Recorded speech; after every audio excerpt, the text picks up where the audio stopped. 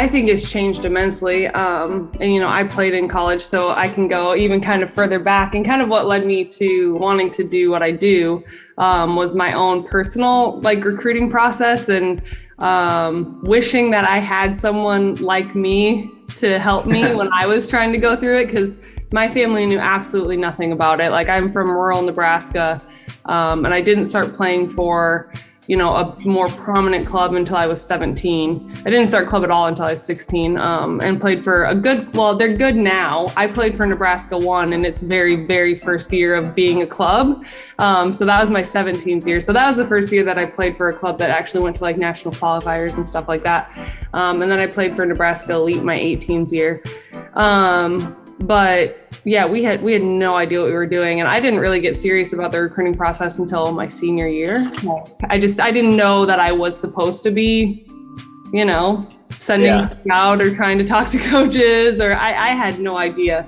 And it kind of, I ended up at Augustana here in Sioux Falls, in a really good situation for me, but it kind of fell in my lap, if I'm being honest. It happened because a girl transferred out during my senior year from Augustana, so they had money, and I sent this horrible grainy VHS tape from my high school match, and the coaches never even saw me play in person. But I'm 6'1", left-handed, had really good academics, and so they were like, yep, you can come play for us. I actually just applied for the school. I didn't even go to the volleyball program first. I was looking at college applications, and most of them took an hour to fill out, and you had to pay $50 or whatever just to apply. And Augustana had a free online application that was pretty quick to apply, and it's free, and they were close to me, and they'd been national runner-up in D2 a few years prior to that. So I was like, okay, they're good at volleyball.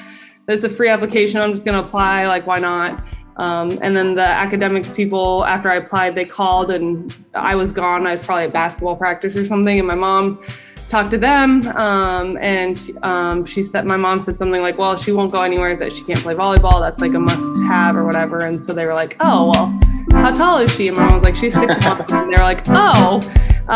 So they were like, let's put her in touch with their volleyball coaches. And like I said, so my process was extremely different from anyone else that I've ever known. And I don't really like to tell kids that I help actually much about my process, because I'm like, this is not probably how it's going to happen for you.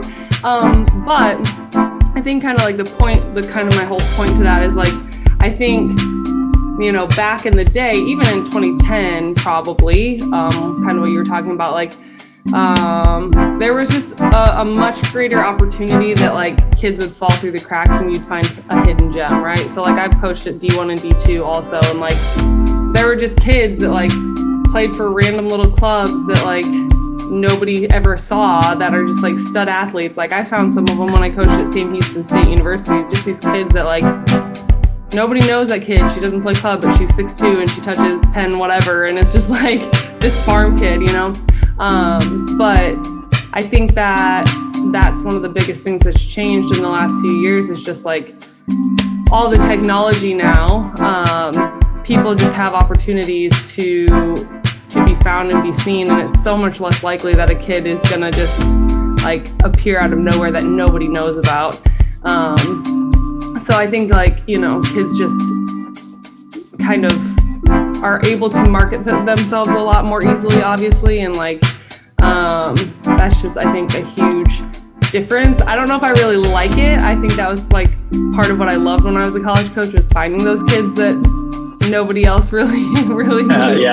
A treasure hunt. Yeah, kind of. Yeah. And it's just, it's just different now. Now it's all the good kids, everybody knows about them, and then it's just who can convince them that they're the better fit than the other schools that all know about the same kids. So I would say that's definitely one of the biggest changes, is just, all the technology has put everyone kind of out there for everyone to be able to see really easily. And I think COVID pushed that even more, obviously. There was such more of an emphasis of, nobody's going to be able to see each other live. So it's it's like people were just coming up with newer ways to, have their kids be seen. And I went through that too, where it was like, all right, like I'm going to record some practices and like put those up because there's no coaches that can come into gyms. And like just what are some ways that we can be more proactive than normal. And just this last year I started like a Twitter account just for recruiting, where I try to post like some highlights throughout the season of practice and or tournament play for our kids. And yeah, just constantly like using technology to our advantage. So I think that's